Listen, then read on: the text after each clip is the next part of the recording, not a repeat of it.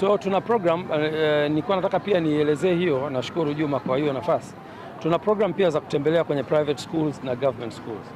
Kwa hiyo tutatoa fursa ya walimu wetu hawa katika muda wao mdogo watakuwa wana dedicate kwenda kwenye shule mbalimbali. Inaweza kuwa randomly shule fulani ya kijiji ikachaguliwa.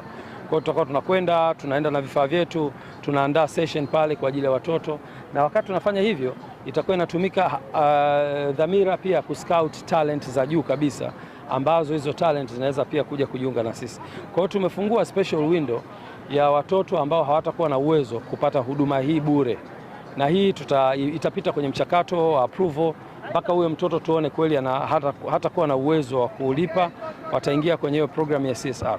Kwa hiyo sehemu ya haya mapato ambayo wenzao watakuwa wanalipa wanaojiweza yatatumika pia kuwahudumia hao watoto wachache watakaokuwa hawana uwezo lakini wana vipaji.